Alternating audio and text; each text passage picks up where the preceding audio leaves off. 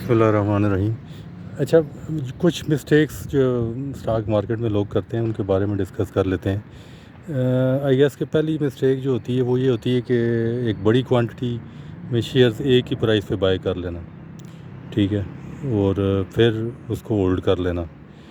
تو یہ مارکیٹ جو ہے وہ اس طرح نہیں اس میں کام کیا جاتا ہے. اسٹاک مارکیٹ میں اگر آپ نے انویسٹمنٹ کرنی ہے تو آپ کو کم از کم یہ ذہن میں رکھیں کہ آپ نے اپنا جو پورٹ فولیو کی اماؤنٹ جو آپ نے ڈیسائیڈ کی ہے، سپوز آپ نے 50 لاکھ ڈیسائیڈ کیے، 1 کروڑ ڈیسائیڈ کیے، 30 لاکھ ڈیسائیڈ کیے، تو وہ آپ نے 3 سالوں میں اس کو انویسٹ کرنے کا ٹارگیٹ آپ نے رکھنا ہے، ٹھیک ہے.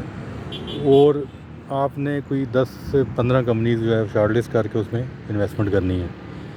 ساتھ ساتھ آپ نے کوئی اس میں ایک اسٹاک ٹریڈنگ والے ہونے چاہیے اور 2 ایک اسٹاک ایسے جو کہ آپ نے لانگ ٹرم فار لائف آپ نے ہولڈ کرنے ہوں، ٹھیک ہے. باقی جو آپ کے پیچھے 10 یا 11 اسٹاک رہ جاتے ہیں وہ آپ لیں، اور جب بھی آپ کو ایک اپرچونٹی ملتی ہے، میں فار ایگزامپل سازگار کی مثال لیتا ہوں. آپ نے سپوز انویسٹ کیا جی 1600 پہ، ٹھیک ہے، یا 2000 پہ یا 1800 پہ.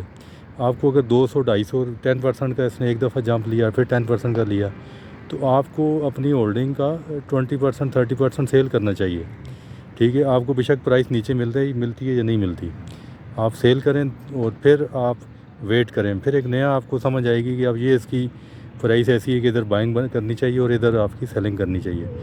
پھر آپ دوبارہ جو آپ نے سیل کیا اس پورٹ فولیو کو دوبارہ سے آپ ری انویسٹ کریں.